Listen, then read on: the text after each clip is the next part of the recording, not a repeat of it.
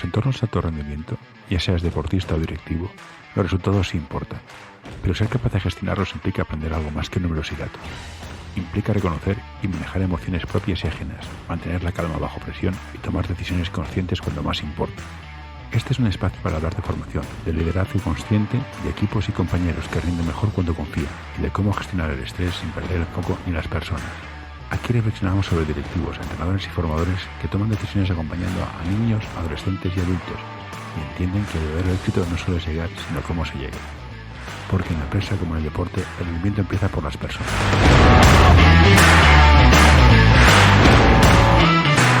Hola Sebastián, gracias por aceptar tomar un café conmigo. Eres un experto. Eres Sebastián, no vamos a poner etiquetas. Buenos días, ¿cómo estás? Muy bien. ¿Y tú? ¿Qué tal, José? Pues yo te he dicho, estoy parado. Nos has preparado la cerradura de casa, no puedo entrar, me he liado. Perdóname por tardar 5 minutos en contestarte. No te preocupes. Vamos al turrón. La educación, ¿cómo la ves a día de hoy? No, fatal, la veo fatal. Pero no al día de hoy. Lo único que al día de hoy, por todos los cambios que está habiendo, pues todas las contradicciones que tiene el sistema, que son muchas, y las ineficiencias que vienen de muy lejos, son tan evidentes y están llegando al límite, pues que va a ser insoportable. Pero el sistema tal como está no va a sobrevivir. Yo tengo una teoría. Cada vez la gente deja más el colegio, luego el deporte, el colegio, el deporte, hay peores resultados, hay más ansiedad, más estrés en los niños. Yo como entrenador que soy, esto lo veo en los niños que entreno. Y les cuesta mucho gestionar el fallo, tiene muchísima presión. ¿Tú cómo lo ves desde un punto de vista más educativo? Yo estoy en la parte deportiva y viene gente que quiere hacer deporte y viene voluntariamente a que le enseñe. En tu caso, ¿cómo lo ves? Bueno, estamos aquí mezclando dos planos, ¿no? Por un lado, o sea, yo tengo hijos mayores, tengo nietos, con lo cual, pues he sido padre y ahora estoy siendo abuelo. Mis nietos todavía son muy pequeños, ¿no? Tienen 4 y 2 años y uno que está en camino. Yo veo que ahora, pues, la educación que reciben es distinta de la que yo buenamente le pude dar a mis hijos y la que mis padres me dieron a mí. No sé si es mejor o es peor, ¿de acuerdo? O sea, eso es otro tema. Lo que sí es cierto es que de cuando yo, que ya tengo una edad, era niño, iba al colegio, en un entorno donde la autoridad lo era todo, donde se premiaba la obediencia y se castigaba tremendamente la disidencia y habían unas reglas muy fijas. Esto ha ido evolucionando y ahora estamos en otro punto, en donde hay quizás un mundo pues muy permisivo, en donde tenemos hay una generación de jóvenes y de niños que los hemos creado pues impacientes y con poca capacidad de tolerar el error y la frustración. Entonces, eso es un tema que nos tendríamos que plantear. No sé si es un tema del sistema educativo, pero realmente, pues las evidencias, tampoco tengo estudios muy sólidos sobre eso, pues que tenemos chicos jóvenes con mucha ansiedad, con depresión, enganchados a las redes sociales, con adicciones, etcétera. Entonces, este es un tema social. Hay evidencias científicas. Perfecto. Pero ese es un tema social que hay que resolver. Otro tema es cómo enfocamos cuando esos niños son así, qué utilidad tiene el deporte, que creo que tiene muchísima, y qué tendría que hacer el sistema educativo también, que también tendría su papel. Pero hay un tema cultural, de sociedad permisiva, de sociedad impaciente, de sociedad pues con unas características que son muy distintas de la sociedad pues en la que yo me crié. Y no digo que sean peores, porque entonces no era todo maravilloso. Y no sé responder, ese sería un tema de mucho más profundidad y calado. No sé responder cuál es la solución final. Sí digo que yo creo que el deporte puede ayudar mucho y un sistema educativo renovado también puede ayudar mucho a que estas generaciones de alguna manera pues pierdan esos rasgos que por otro lado pues el ser menos autoritarios, el no premiar la obediencia a toda costa, etcétera, pero eliminar pues esos aspectos de ansiedad, de frustración, de impaciencia, etcétera. ¿Cómo hacemos que el niño aprenda en el fondo? No, fíjate, no, vamos a ver. Entonces aquí entraríamos ya en el tema de fondo. Mi academia está enfocada a adultos, o sea, adultos que quieren aprender tecnología, ya sea ingeniería de software o análisis de datos y machine learning, ¿de acuerdo? Pero nosotros utilizamos una metodología que esta metodología es aplicable a todas las edades. Y es la metodología que está basada en el aprendizaje natural. Bien, entonces aquí, si me permites, me voy a expandir un poco. En general, desde bien pequeños hasta muy mayores, todo está basado en un modelo que es asignaturas, o sea, alguien ha decidido que las asignaturas son una forma de organizarse, clases magistrales, quiere decir que hay una persona que supuestamente o ciertamente tiene el conocimiento sobre un tema y lo expone oralmente. Estudio, es decir, que hay unos libros en donde la persona tiene que estudiar y leer, y un examen. Ese es el corazón de lo que es el sistema educativo, ¿de acuerdo? Entonces, ¿qué sucede? Pues que eso no funciona. Y ahora sí vamos a centrarnos en los jóvenes, ¿no? En los chicos de primaria, de ESO y de bachillerato. ¿Por qué no funciona? Primero, porque las asignaturas no les interesan. ¿Por qué un niño tiene que estudiar historia de los visigodos cuando tiene 13 años, cuando es algo que no tiene el más mínimo interés? Pues entonces no les interesan, con lo cual, pues desconectan. Segundo, la transmisión de información como método, el profesor hablando en el aula, es tremendamente ineficaz. O sea, nadie nunca ha aprendido nada escuchando. O sea, yo voy a una conferencia, al cabo de 1 hora o de 2 horas, si me quedan son 2 o 3 ideas de lo que ha dicho aquella persona, y al cabo de una semana, si no he seguido tratando ese tema, me he olvidado prácticamente de lo que he escuchado. ¿Bien?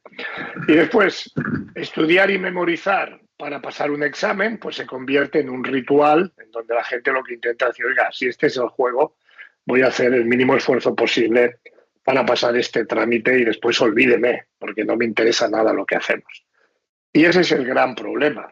Entonces, ¿cómo aprendemos, la verdad, las personas? Las personas aprendemos haciendo. Y eso los que hacéis deporte lo tenéis muy claro. En el deporte nadie estudia, la gente entrena, la gente practica. Tú sí eres entrenador de baloncesto. Correcto. Tú no das una clase magistral sobre la teoría del tiro libre. O sea, tú a la gente le haces practicar el tiro libre y en todo caso, tal como van haciendo, les puedes ir corrigiendo, y el propio deportista, cuando está entrenando, te hace preguntas si así lo hago bien o lo hago mal o cómo se puede hacer. Pero es a través de la acción que aprende, no del escuchar pasivamente. Entonces, la metodología que nosotros proponemos y que aplicamos en Ubicum, la escuela, es esta que se denomina Learning by Doing, que mucha gente habla, pero hay muy poca gente que la haga bien. ¿Y eso en qué consiste? Eso consiste, primero, las personas aprendemos cuando tenemos un objetivo. Bien, queremos conseguir algo. Pues en el caso del ejemplo de baloncesto es, yo quiero mejorar mi práctica del tiro libre. Entonces tengo un objetivo. Segundo, desarrollamos un plan de acción. Es decir, para conseguir eso, ¿qué tengo que hacer? Y eso puede ser algo que la persona se inventa o que alguien se lo dice. Tercero, ejecuto ese plan. Y a medida que lo ejecuto, me equivoco. Y cuando me equivoco, reflexiono. Entonces, si me dicen cómo tengo que poner el cuerpo, la mano y tal, etcétera, y lo empiezo a hacer, y cuando lo hago, pues me quedo corto, me paso, se va de lado, y entonces, poquito a poco, voy reflexionando, voy corrigiendo hasta que al final lo consigo. Eso se aplica al aprendizaje de un tiro libre, como se aplica al aprendizaje de hacer un contrato, como se aplicaría al aprendizaje de poner en marcha una campaña de marketing o de cualquier tema que queramos decir. Entonces, cuando hay acción y la persona elige voluntariamente hacer eso, ahí hay motivación, que es posiblemente lo que os pasa a las personas que tenéis jóvenes en equipos de deporte, que la gente viene voluntariamente, por lo tanto está motivada. O sea, el esfuerzo lo pone. Otra cosa es que no tenga tolerancia a la frustración, tenga impaciencia, pero tiene motivación, pone el esfuerzo y practica, con lo cual aprende. Entonces, ese es el gran cambio de un sistema educativo abstracto, con unos contenidos que no interesan a nadie, totalmente desalineados con la vida real, y con una metodología de transmitir información a alguien que no está motivado y que no le interesa y que además es muy ineficiente, que puede ir mal todo. Entonces, el tema es cómo cambiamos eso. Tengo una serie de preguntas. Todas esas materias se pueden hacer interesantes, por ejemplo, latín. Correlaciona mucho con procesamiento geoespacial. Pero ¿cómo lo hago interesante? Pues si hacemos que solo lo que sea interesante para el niño o para el adulto se puede aprender, tenemos que convertirlo en interesante, ¿no? O sí. mal. Pero es que no, fíjate, es que la pregunta es, ¿por qué hemos de hacer interesante el latín si a nadie le interesa? Es que el tema es, ¿quién decide que hay que aprender latín y que entonces el reto es hacerlo interesante? Pero escuche, pregunte, ¿para qué? ¿A quién le interesa el latín? Si no le interesa a nadie, entonces todo el mundo es idiota. Si no hay nadie que le interese el latín, ¿usted por qué lo quiere forzar? Por suerte ya no es así. Yo estudié latín. Uh-huh. Cuando se dejó de estudiar, hubo un gran revuelo durante unas semanas y meses del latín, vamos a perder no sé qué y tal, y no ha pasado nada más. Uh-huh. Y desde que no se estudia latín hay mucha gente inteligente y hay muchos... Se ha avanzado mucho en la sociedad y el latín se ha demostrado y se sabe que no valía para nada. Te pongo un ejemplo más obvio. Las matemáticas, que se explican fatal, se explican muy mal. Las matemáticas, o sea, yo soy muy fan de que has de conocer uno de estos dos idiomas. El léxico de los humanos o el matemático, que es el léxico del universo. Sí, eso es cierto. Yo estoy de acuerdo. Sí. Si no expliquen... Perdón. No, vamos a ver. Los humanos tenemos el lenguaje natural. ¿Bien? El lenguaje natural es una herramienta que funciona muy bien, pero funciona muy bien, diríamos, trabajando con una estructura de la memoria que es la memoria episódica. Bien, este sería un tema que es el que soporta todo el modelo. Y eso normalmente es algo que nadie en el sistema educativo contempla para nada. La memoria episódica es la que trabaja con ese modelo que te he dicho. Objetivo, plan, acción, prueba y error y esa experiencia queda registrada. Cuando ahí le ponemos el lenguaje, eso se potencia mucho. Entonces, los humanos, aparte, tenemos una capacidad muy reciente, que es el lenguaje formal de la matemática. Pero esto tiene 500 años, quiero decir que es muy reciente. Nosotros 500 años para una vida humana es mucho, pero para la historia de la humanidad o la historia del universo, 500 años es un microsegundo. Esto es muy reciente. Por lo tanto, nuestro cerebro no está capacitado de forma natural para el uso de la matemática. Entonces hay personas que tienen más facilidad y otras menos. Lo que sucede es que el estudio de la matemática en abstracto solo funciona para un grupo muy pequeño de personas.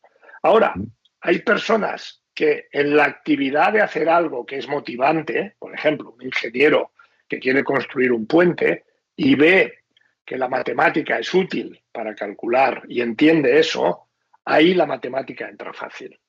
Y por otro lado, porque hay que estudiar matemática a los 8 años y no a los 25. Este es otro error del sistema. ¿Por qué tenemos que empaquetar en unas edades tempranas un montón de conocimiento que es irrelevante? Entonces, todos esos temas son discusiones. Yo no digo que tenga la solución final, pero son discusiones que no se quieren ni abrir. O sea, se dice que lo que hay ahí está bien y lo que hay que conseguir es hacer eso mejor. Y yo lo que digo es, oiga, no, todo eso está mal y lo que hay que ver es cómo hacemos cosas diferentes. ¿La matemática es importante? Lo es. ¿La matemática es importante en abstracto para algunas personas? ¿La matemática es útil para determinadas profesiones? Sí. Pongamos eso en el contexto de la profesión. Yo no sé de qué revive la polémica entre los que estudian magisterio y estudian pedagogía, porque hay roces, pero entonces sería bastante que cada niño vaya desarrollándose a su libre albedrío con conocimientos colgando que lo fuera explorando. Bueno, al final es lo que pasa. Entonces, esto siempre está, esta es un poco la trampa, ¿no? De decir, o tenemos el sistema que tenemos, que tiene una apariencia de orden y de medida, y que tenemos exámenes y cursos y tal, o que cada uno haga lo que quiera. No. Lo que tenemos que tener es un sistema ordenado, en donde primero hayan muchas más materias de lo que existe hoy, porque vivimos en un mundo cuando nuestro sistema educativo, el que tenemos en España, pero esto vale para todos los países, nace en 1859 de forma formal, cuando el Estado publica la primera ley de educación. Y esto fue... ¿Tú en qué ciudad estás? Estoy en Barcelona. Ah, estás en Barcelona, yo también. Pero bueno, lo digo para el que me escucha, está en Madrid. El ministro de la reina Isabel II, que promulgó la ley, se llamaba Claudio Moyano, que tiene una cuesta allí al lado del Retiro, la Cuesta Moyano. Claudio Moyano tiene una estatua en Madrid, era ministro de Instrucción Pública del gobierno de Isabel II y publicó la primera ley de educación. Entonces, en esa primera ley de educación, si la revisas, ahí sale una serie de contenidos. Leer, escribir, las 4 reglas, unos principios de... Bueno, son las materias que en ese momento pues, había en una sociedad de mediados del siglo XIX, ¿de acuerdo? Esto prácticamente se ha mantenido igual, ¿bien? Lo único que sí, se han añadido cosas, pues hay unas horas a la semana de tecnología, coño, solo faltaría, vivimos en un mundo súper tecnológico. Hay unas horas, o bueno, ahora se explica en los contenidos, pues yo qué sé, la teoría de la evolución y el ADN, pero que entonces no se conocían, ¿de acuerdo? Pues bueno, hay cosas que se han ido, pero la estructura es prácticamente la misma, ¿vale? Entonces, vivimos en una sociedad en donde la gente, cuando acabe, va a ser ingeniero, abogado, médico, farmacéutico, marketing, management, finanzas, un montón de cosas que tienen muy poco que ver con las asignaturas. ¿Cómo construimos una experiencia educativa que tenga en cuenta todos esos contenidos de la vida de una forma que sea atractiva y motivadora para el alumno? Y esto se llama Goal-Based Scenario, que es, diríamos, la estructura, la metodología que utilizamos en Ubicum y que yo he publicado un libro sobre eso y cómo funciona. Está desarrollada en la Universidad Northwestern en los años 90, pero en definitiva es eso, es construir un escenario donde un niño, hechos alineados con las edades de los niños, pues diga, muy bien, en este escenario hoy es un escenario que puede durar 6 semanas de trabajo. Pues vamos a ver cómo diseñamos la red de ferrocarriles de Cataluña o de Andalucía. Y entonces, de una forma ordenada, trabajando con expertos, el niño aprende a pensar de una forma lógica y a utilizar herramientas, diríamos más o menos sofisticadas, depende de la edad, para decir, oiga, desarrollar una red de ferrocarriles es un tema trivial, no, es un tema complejo. ¿Eso cómo se hace? Pues se hace siguiendo una lógica, una serie de tareas en un proyecto y hay que tener en cuenta, pues, factores de geografía, de población, sociales, de inversión, etcétera. Y todo eso se incluye y durante 6 semanas hay un grupo de niños que esto les gusta y construyen o trabajan en ese proyecto. Ahí aprenden fundamentos de matemáticas que aplican al caso, fundamentos de geografía que aplican al caso, etc. Y como eso podemos tener un montón de lo que se llama goal-based scenarios, escenarios basados en objetivos, pues en ingeniería, en derecho, en medicina, en lo que sea. Y cada niño, diríamos, va escogiendo los que le parecen atractivos y le motivan, y lo que hemos de tener presente es que en cada escenario hay procesos cognitivos que los podemos inventariar, de hecho están inventariados, que son los que realmente ejercita. Pues experimenta, investiga, diseña, crea modelos, en fin, una serie, que eso es lo que realmente educa la mente para la vida profesional y no el estudio en abstracto de 2 horas de matemáticas a la semana. Y esa es la gran diferencia. Eso existe, eso no se puede imponer por ley, eso hay que experimentar con ello.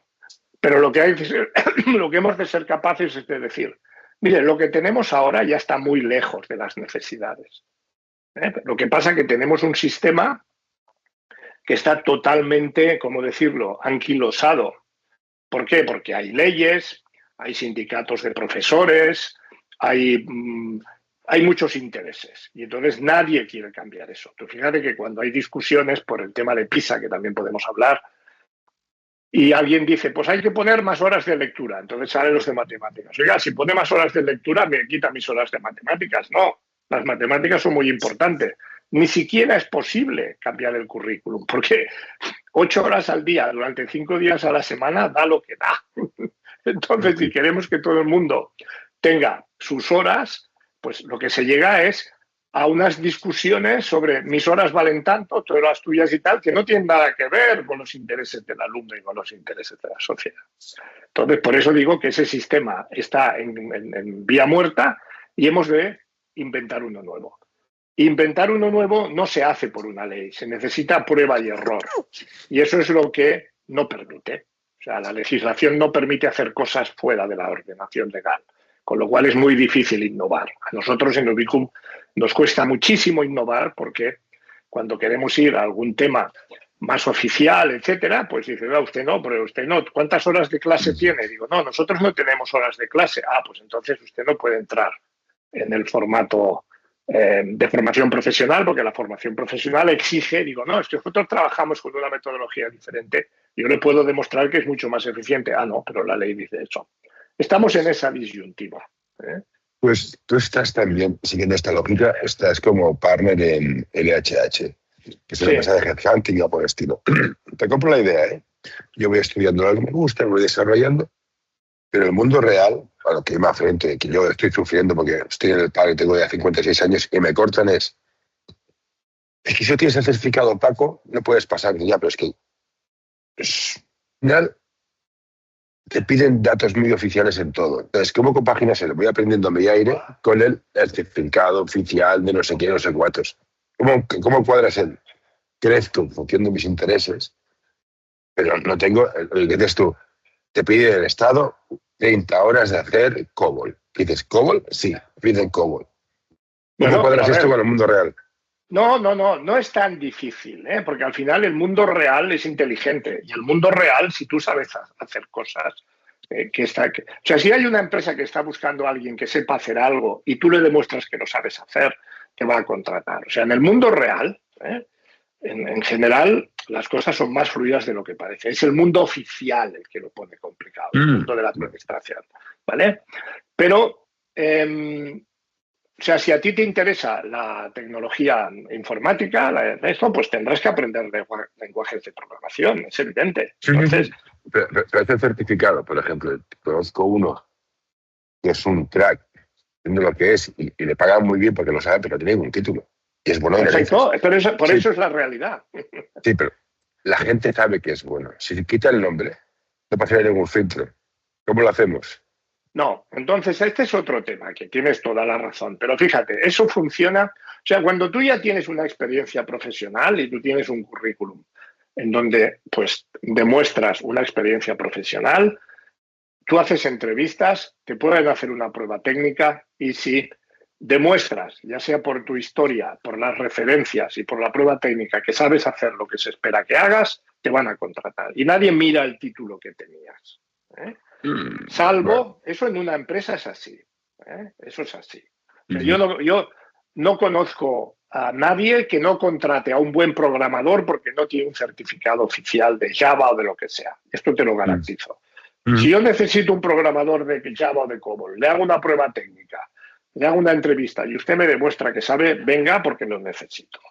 Y al revés, si usted tiene muchos certificados, le pongo una prueba técnica y no me saca el trabajo, no se preocupe que yo no lo voy a contratar. Eso es así, en la vida real. Ahora, si tú dices, no, es que yo quiero ser profesor de un curso de COBOL subvencionado por tal, y entonces sí, ahí me piden un certificado y tal. Entonces eso es otra historia. Ahora, recién licenciado, lo único que tienes es tu título, esa es la verdad. Y el mercado se ha configurado de manera que para las personas de primer empleo, lo que busca un recruiter es, oiga, ¿y usted dónde ha estudiado y qué ha hecho? Y entonces tiene unas normas. Ahí sí que la titulación tiene un papel. Pero a ver, lo que yo digo, tampoco, o sea, al final, mi propuesta está enfocada 100% al mundo profesional. Quiero decir que... Sí. No sé que hayamos en esto, porque esto es mi situación personal que al resto del mundo no le interesa ni le importa. Volvamos al tema de educación. Te compro que es importante trabajar por objetivos, por crecer. Yo soy muy fan del aprender por aprender, me gusta aprender.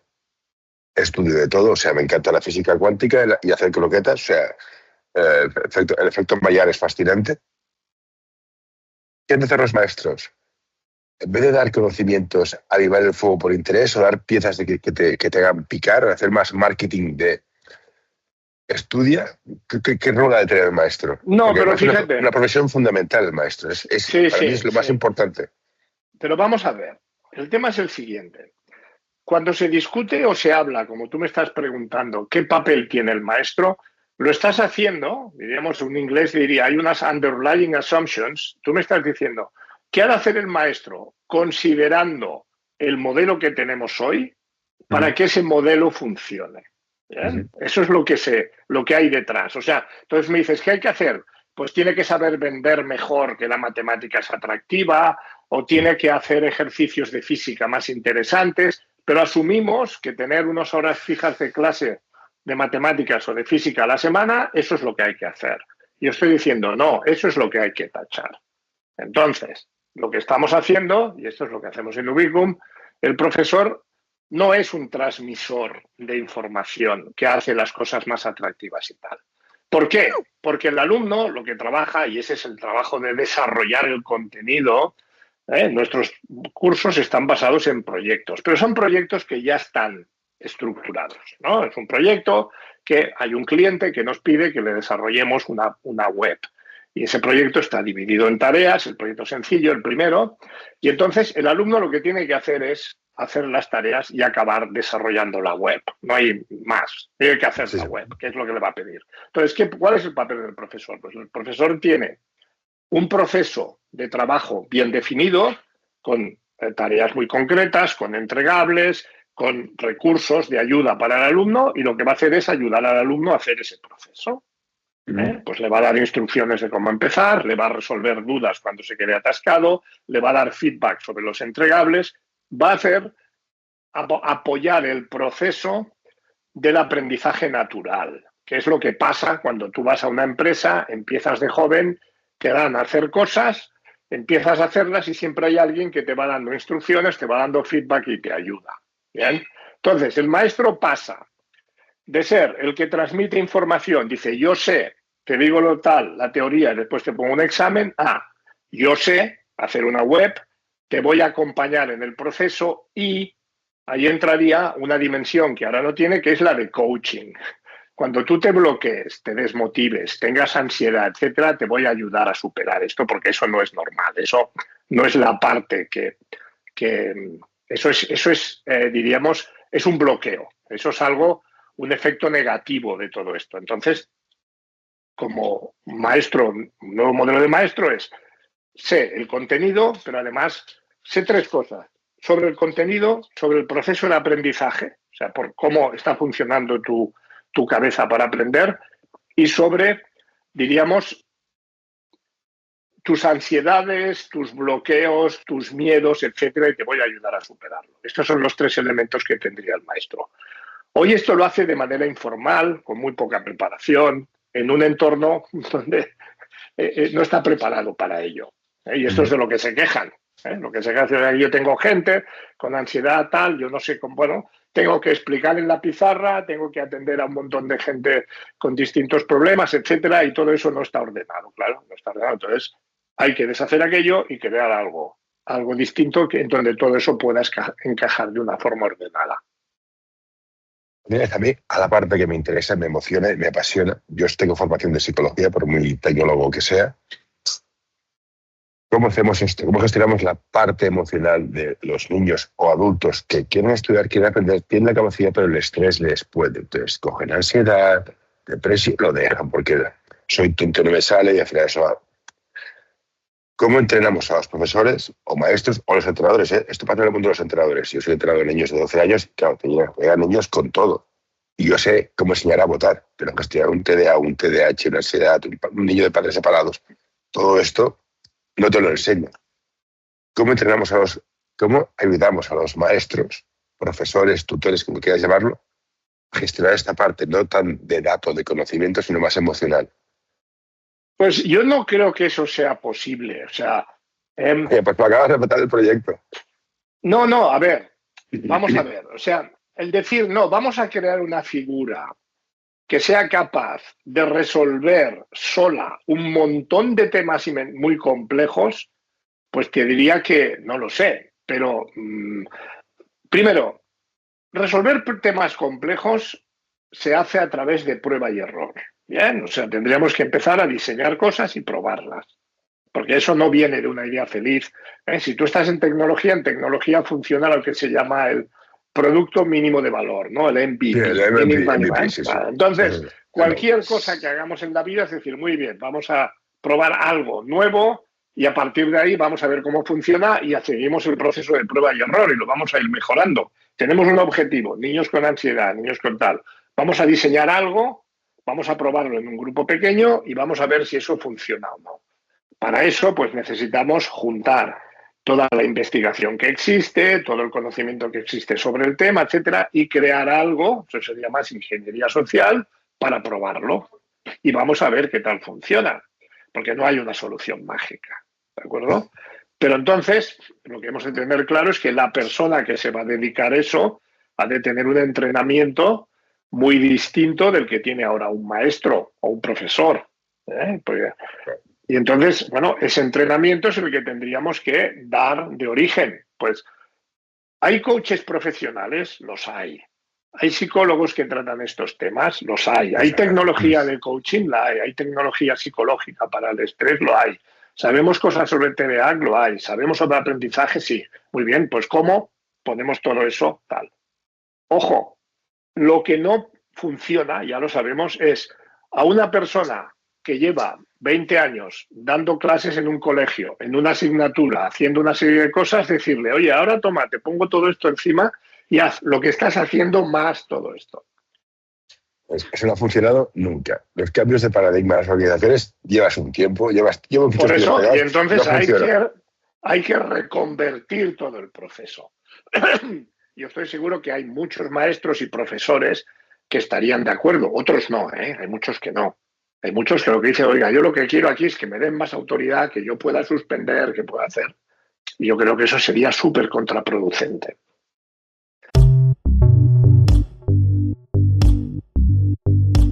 L'Associació Catalana d'Entrenadors i Entrenadores de Bàsquet dona suport a iniciatives que, com aquest podcast, treballen per millorar la formació, suport, acompanyament i promoció dels entrenadors i entrenadores de bàsquet. Vine a conèixer-nos a acep.es.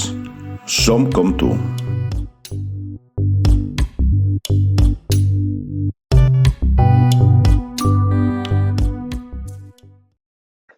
Pero, dime. Tengo una pregunta y una frase porque corre por internet que a veces me hace pensar y a veces responde una cosa a la otra. Tener una persona que te dices, es que tú eres muy bueno en matemáticas, pero eres muy malo en literatura. Tienes que tomar clases de literatura para subir la nota. Y hay días que digo, ¿para qué? Que es mejor en matemáticas o... Se dedica a las matemáticas. Sí. Pero fíjate que eso en el mundo del deporte no pasa. O sea, tú cuando tienes una conversación y la gente, y yo defiendo, oye, si le gustan las matemáticas, que haga solo matemáticas, que se olvide de la literatura. No, porque es muy importante, hay que saber un poco. Coño, cuando Messi empezó a jugar a fútbol, nadie le dijo, oye, juega un poco a balonmano, porque hay que saber un poco de cada. Tú eres bueno en fútbol, pues coño, dedícate al fútbol. Y eso es lo que vemos, Tú estás en Barcelona, estoy en Barcelona, yo soy del Barça. Cuando ves a estos chicos que juegan ahora, que llevan desde los 12 años jugando juntos, nadie les ha dicho, oye, juega un ratito al fútbol, otro ratito al tenis, otro ratito al balonmano, y luego decides y ya verás lo que... ¿Vale? Pues esto pasa lo mismo. Si un niño desde pequeño lo que le apasiona es la ingeniería, pues tiene que tener opciones de, desde bien joven, dedicarse a la ingeniería, con lo que ello supone. Y después seguramente llegará un día que le apetecerá leer libros, pero es lo que hacemos los adultos. O sea, si el tema de las matemáticas, que tanto da vueltas da, yo he visto niños sufriendo un montón por las matemáticas. Escogen el bachillerato otro, artístico, porque no soportan las matemáticas y nunca más en la vida vuelven a tocar las matemáticas. Y los hemos machacado 2 o 3 años porque el programa dice que en esos años tienes que aprender matemáticas. No los ha aprendido, se ha frustrado, ha adquirido una cosa que se llama indefensión aprendida, que es soy negado para las matemáticas y eso se le queda, y no es cierto. Y luego puede vivir su vida perfectamente sin usar las matemáticas, con lo cual es todo un absurdo. Imaginemos por un momento que tienes la flexibilidad de decidir tú cómo va a ser el sistema educativo. Te compro tu idea entonces, pero yo creo que haría falta un sistema educativo de verdad. Les hicieron odiar, pero ahora quiero aprender, tener acceso a algo que te enseñe. No sé si lo verías correcto o no. ¿Cómo? A ver, perdona, repíteme la pregunta. Odio las matemáticas. Dejo de hacer matemáticas y al final me doy cuenta que al final tengo que saber matemáticas para saber qué es el RPF, interés compuesto, interés simple. Tendría que existir una red de aprendizaje no formal de, mira, tienes 20 horas de matemáticas básicas. ¿Crees que se debería fomentar este tipo de redes de aprendizaje rápido? ¿O básico para empezar a cultivar algo? A ver, yo no sé. Yo soy más partidario. Si esto lo hace el Estado, lo hará mal. ¿Vale? Pero el Estado, por definición, tiende a hacer las cosas un poco diferentes. Lo hará mal, lo hará por rígido, tal, con intereses, con partidistas, tal. Entonces, si eso es una necesidad, lo que hay que hacer es permitir que surja. ¿Vale? Y cuando eso surja, de alguna manera apoyarlo para que, si sirve, la gente lo haga y no machacarlo. Que eso es lo que pasa con la educación. La educación, todo proyecto que surge, innovador, pero que va en contra de los principios y la liga del sistema, lo que hace el sistema es anularlo. Con lo cual, todas esas ideas. Pues tú dices, si yo fuera ministro de Educación... Si pudiera. No, ministro no, a lo grande. Eres el dictador. Eres el puto emperador de este país. O sea, yo no promulgaría leyes sobre educación. Dejaría que surgieran proyectos y los tutelaría y vería lo que funciona y lo que no funciona. ¿Vale? O sea, dejaría que innovasen. Yo siempre pongo el mismo ejemplo. Esto lo ha hecho una ley. ¿Tú te crees que en el año 90, cuando no existían los smartphones, un grupo de quien fuera se hubiera juntado y hubiera intentado durante unos meses escribir una ley de cómo serían los smartphones y esto hubiera funcionado? No. ¿Cómo ha ido? Pues ha habido gente ingenieros que han diseñado una cosa simple, empezó un teléfono móvil, después con conexión a Internet y por prueba y error, hoy tenemos unos móviles pues, que tienen unas prestaciones que hace 30 años eran impensables. ¿Vale? Pero esto ha sido por equipos de personas que con su imaginación y su trabajo han ido mejorando y trabajando en conseguir un producto mejor. ¿Qué pasa con la educación? Que hay una ley y lo que saben hacer los políticos es darle vueltas a esa ley, poner un poquito por aquí, un poquito, pero todo queda igual. Entonces, ¿esto cómo se resuelve? Oiga, dejen que salgan experiencias nuevas, de gente que esté pensando y lo haga, y apoyen eso. Apoyen eso porque no tenemos la respuesta final. Estamos hablando de temas muy complejos. Tú hablabas de alumnos con TDA, inmigrantes que no hablan el idioma, las materias que hay que estudiar. O sea, eso es tan complejo, el coaching, el asesoramiento, eso es tan complejo que tenemos que explorarlo y tenemos que hacer pruebas hasta que demos con el modelo que funciona. Y eso es así, como los medicamentos. O sea, los medicamentos usted haga un medicamento y luego tenemos unos mecanismos de ver que lo que está dando no nos va a matar a todos. Esto está bien. Oiga, pues usted haga experimentos con la educación y después tendremos un ente, lo que sea, la sociedad, un ente que vea que, oiga, lo que está haciendo ahí no es una cosa rara, perjudicial, pero ensayen, porque es que esto solamente se resolverá a base de ensayo y error, de ver el problema y de buscar una solución. Entonces, ahora me pongo la piel de un padre. Yo quiero lo mejor para mi hijo, que es lo que suelen hacer los padres.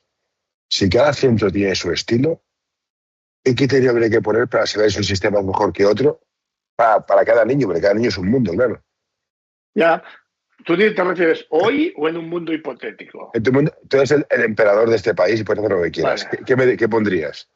Bueno, pues entonces, por un lado, le diría al padre, lo mismo que usted, cuando va a escoger un médico o tal, se informa, ¿no? Tiene que tener un mínimo de criterio, para ver qué cosas le van a convenir a su hijo o no. Porque aquí estamos en otra. No, es que yo lo que diga la ley es lo que voy a hacer. Bueno, pues así le va. ¿Qué quiere que le diga? Usted primero tendría que tener criterio. Entonces, este es el primer tema. Sí, pero reconoceme que el criterio es un wishful thinking. Bueno, pero eso sería un tema. Entonces, segundo,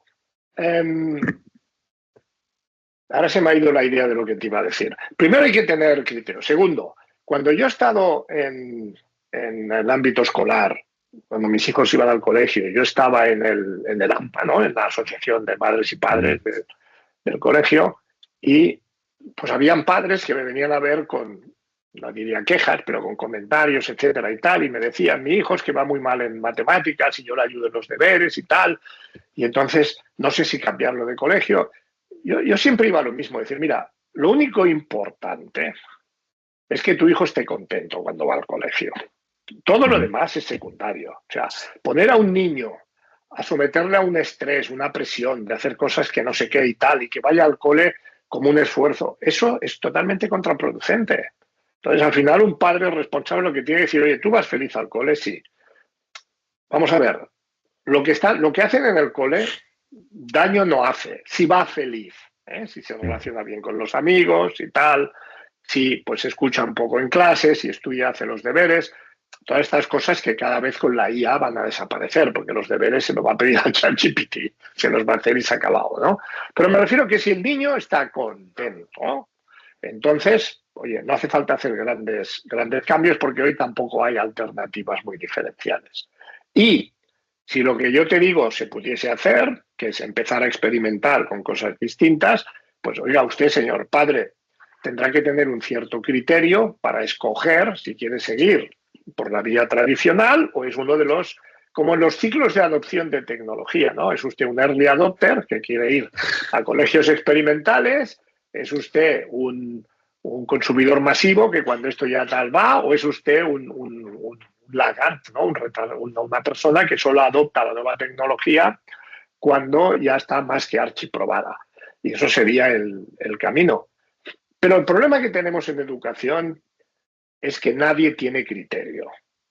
Nadie tiene criterio. Eso se da por hecho. Dice, esto es lo que hay. Usted tiene que estudiar matemáticas, historia, literatura, tal. Eso es lo que hay, punto. Y ya está. Y eso no se discute. Punto. Ya está. Y entonces, claro, salirse de ahí es muy difícil. O sea, uno de los grandes impedimentos de que se transforme el sistema es las creencias profundas que lo sustentan.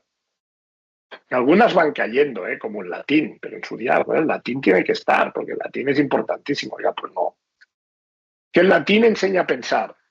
Entonces quiere decir que los chinos no saben pensar, porque coño, los chinos no han estudiado nunca latín. Entonces, si el latín enseña a pensar y los chinos no han estudiado latín, los chinos son tontos. Pues mira, resulta que no, resulta que tienen los mejores ingenieros del mundo. Tontos no lo parecen. Bueno, yo en esto soy muy haciendo dos cosas. Es saber leyes y matemáticas, porque las leyes te dicen el contrato y el IPC. A partir de aquí, me gustaría tener la filosofía, pero estudia lo que quieras. Me da bastante igual. Esas son mis tres asignaturas obligatorias para mí. Bueno, yo diría que hay que saber un poco de leyes, un poco de matemáticas, ingeniería, medicina, o sea, hay que tener y que en cada una de estas actividades, es que aquí hay el concepto de procesos cognitivos. O sea, el problema no es el contenido, el problema es el ejercicio mental que entrenas, ¿vale? Y entonces, en cada una de estas áreas, diríamos, trabajas determinados procesos cognitivos. Y esos procesos cognitivos son transferibles. O sea, si yo sé investigar, porque me dedico a, pues no sé, pues a lo que sea, pues yo puedo investigar en este campo, en este campo y en este campo. Y con un periodo de adaptación corto puedo dedicar mis energías a distintas áreas. Pero al final, en la vida, una cosa es lo que empezamos a fundar o a fundamentar desde la infancia y después poco a poco nos vamos especializando, ¿vale? Porque llega un momento que tú tienes que saber hacer cosas concretas para que te den trabajo. O sea, las profesiones, ha llegado un momento de... Sí. Yo con eso tengo un problema. Cuanto más mayor me hago, más cosas me interesan. Bueno, perfecto, pues... Sí, no, es un problema. Pero me he cortado. Entonces, ¿tú ves como los ojos del homeschooling? Yo creo que el homeschooling es una alternativa, siempre que, pues bueno, los padres de alguna manera sean conscientes de lo que eso significa y tomen responsabilidad sobre eso. Sí, yo soy más del ala, oye, que cada uno según su conciencia haga y que el Estado regule lo menos posible. Regule lo suficiente. O sea, no estoy en contra de que haya una regulación de las cosas, pero una regulación inteligente. El problema de la legislación y de los estados es que cada vez, digamos, el otro día alguien me dijo una frase que me pareció muy inteligente. Dice, cuando las leyes prohíben es por pereza del legislador. O sea, para el legislador lo fácil es prohibir. Esto es lo que hay, punto. Claro, la realidad es muy compleja, con lo cual una prohibición deja fuera un montón de casos tal. Entonces, legislar, bueno, pues es otro trabajo que también necesitaría una reingeniería. Hostia. La cantidad de papel que se genera de burocracia a nivel de ayuntamientos, Generalitat y Estado y Unión Europea es tan... No, es tremendo, es tremendo. Es y después las leyes, claro, es que este es el tema. Nosotros damos por sentadas muchas cosas que no son ciertas. Las leyes están mal redactadas. Están mal hechas primero. Tú necesitas un periodo de varios años de gente discutiendo que cada uno tiene intereses dispares para conseguir un mínimo común múltiplo, con lo cual ya va mal. Después, se redactan mal y en el momento en que se promulgan, bueno, el problema ya pasó hace 6 años, o sea, ya estamos en otro escenario. Y después, peor aún, es que para modificar eso, igual necesitas otros 15 años más, con lo cual lo normal es que una ley esté siempre desactualizada, no cubra las necesidades concretas, ¿vale? Y esté mal hecha. Ese es el problema. Sin duda alguna. Bueno, ahora voy a sacar mi lado más libertario. Muy bien. ¿Qué ha pasado para que demos el poder de educar a nuestros hijos a un ente que no nos representa y le puede inculcar valores y conocimientos que no están alineados con nosotros? ¿Qué es lo que qué ha pasado y qué vamos a hacer para recuperarlo? Bueno, lo que ha pasado es la historia. Quiero decir, lo que ha pasado es que esto sería interesante, pero lo que tú dices es totalmente cierto. O sea, incluso, diríamos, personas muy demócratas, liberales y aceptan que el Estado diga exactamente lo que tiene que estudiar mi hijo y lo aceptan sin discusión. Bien, ese es uno de los temas que hay. Bueno, esto tiene razones históricas, es evidente. Una de las cosas, para no poner todo negativo, que los estados han hecho bien, es muy parcial, pero lo han hecho bien, es ampliar la educación a mucha gente. Lo que antes era un privilegio para poca gente, ahora hay para mucha gente. ¿Bien? O sea, le estamos dando a todos lo mismo. Bueno, que tampoco es cierto, porque, bueno, pero es igual. Vamos a decir que sí, que se le está dando a todos una oportunidad similar. Aunque eso sea malo, o sea, aunque lo que estemos dando no funcione, pero le estamos dando la oportunidad a todo el mundo. Entonces hay mucha gente que ha tenido la oportunidad de entrar en el sistema educativo porque el Estado se lo ha permitido. Y entonces dice, oiga, no, esto es así porque a mí me lo ha permitido, yo he podido estudiar una carrera, sobre todo en mi generación, soy mayor que tú. Entonces, en mi generación, yo cuando estudiaba, de jovencito, igual estábamos escolarizados un 20% de la población. Y el mero hecho de ir al colegio te garantizaba poder ir a la universidad y la universidad te garantizaba un empleo. Entonces, durante esos años del desarrollo industrial del país, aunque estuviéramos bajo una dictadura, y sobre todo después de la democracia, después del año 77, pero empezó a haber la posibilidad de que hijos de personas que no tenían ningún tipo de estudios y que eran obreros, etcétera, pudiesen ir a la universidad. Y sobre todo esto a partir de la democracia. Entonces, todas esas personas están agradecidas al sistema porque han podido ir al colegio y la universidad a un coste asumible y eso les ha permitido desarrollar una carrera. El lado negativo de esto es que cuando hay mucha gente que lo hace y el nivel universitario o escolar es bajo, eso ya no diferencia. Entonces, ese es el problema. Pero criticar eso es muy difícil. El hecho de decir, oiga, ¿usted por qué tiene el monopolio de la educación? Plantearle al Estado. Yo no oigo que nadie diga eso. O sea, yo soy partidario de quitarle el monopolio de la educación al Estado. Pero el Estado, yo no veo ningún partido en ninguna parte que sea capaz de decir eso. Consideran que esto es lo que llaman el Estado del bienestar y decir, la educación es mía y yo digo lo que se ha de hacer. Entonces, si soy un partido más a la izquierda, haré unas cosas, cambios cosméticos. Si soy más a la derecha, de otras.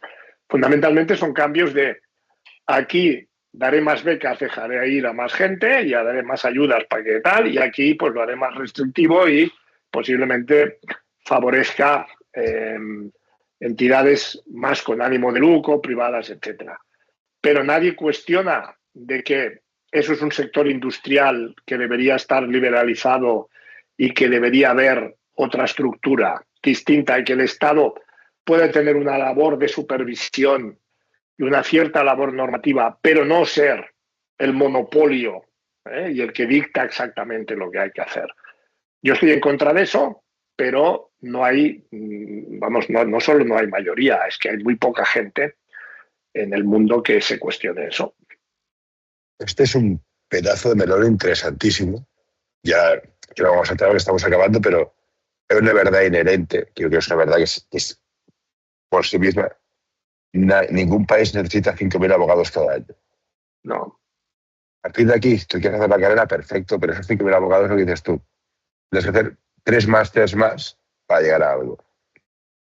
Y al final estamos atrasando algo. Pero fíjate, José, es que esto va a ser todavía peor, porque de los 5.000 abogados vamos a poner, perdona, que igual 3.000, por decir una cifra, no la conozco, encontraban un empleo de pasantía, de primer empleo, para hacer, pues eso, mover los papeles, hacer redacción de unos borradores de contrato y tal. Esto con la IA se ha acabado. O sea, un abogado que termina, que no sabe nada, solo sabe unas cuantas cosas teóricas y tal y no sé qué, los trabajos de primer empleo que estaba haciendo, que eran muy sencillos, decirle, oye, redáctame un contrato, toma, aquí tienes 3 contratos, muestra y hazme una mezcla de estos con el ordenador. Esto se ha acabado, porque esto te lo va a hacer el ChatGPT, te lo va a hacer la IA. La IA le dices, oye, con todos estos contratos, dame un contrato esa tal y tal, te lo da perfecto en 10 minutos. Mientras que tú tenías un abogado junior que igual se pasaba 2 días y con varias sesiones de no, mira, ahora me cambias esto, ahora me cambias lo otro, esto no lo has entendido bien, etcétera. Con lo cual, yo por eso te digo que el sistema está al límite de lo que puede dar, pero vamos, sin ninguna duda. Y ahora voy a hacer un final muy de cine europeo. ¿Cómo puede acabar una sociedad en la cual le dices a un joven, estudia y esfuérzate, estudia, sacas notas, lleva una carrera, acaba la carrera, hace el primer máster, hace el segundo, hace el tercero, y es reponedor de mercados? Ya, bueno, pues esa es la realidad, pero alguien tiene que verlo. Alguien tiene que verlo. Entonces, alguien tiene que ver que esa carrera, ese primer máster y ese segundo máster y el dinero que han invertido no añadían valor. Esa es la realidad. Sí, ahora, ¿quién es capaz de decir eso en voz alta? Hombre, ¿quién le dice a un padre que su hijo por nivel no puede estudiar? No, pero es que no puede ir a la universidad. La universidad para mí es la élite. No podemos sacar 5.000 abogados, 3.000 matemáticos y 500 graduados sociales. No tiene sentido. A ver, la crema de la crema. ¿Quién le dice a un padre que su hijo no puede estudiar por nivel? Si te gusta este episodio, por favor, deja un comentario o compártelo con tus amigos. Ya sé que es una pesadez y todos lo pedimos, pero ayuda bastante. No, es que no hay que decirle eso a un padre. Pasa que lo que hay que decir es, oiga, mira, aquí tiene un camino que es este, de estudios teóricos, másters que no añaden valor y títulos, y tener una lista de títulos muy largo, y después ya veremos lo que pasa. O aquí tiene unas, yo no iba a decir estudios, pero aquí tiene unas actividades que lo que van a hacer es que su hijo aprenda a hacer, nadar, empleo. Y eso sería el camino bueno si además esto se potenciara de verdad. Sí, sí. Haciéndolo mucho más. En todo caso, Sebastián, perdón, ya te he robado una hora. Gracias por tu tiempo. Me ha encantado. Perdona el despiste. No, no te preocupes. Ha estado muy agradable la noche.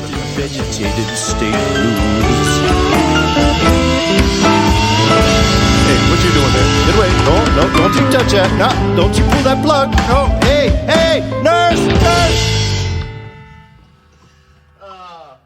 All right, I'm done.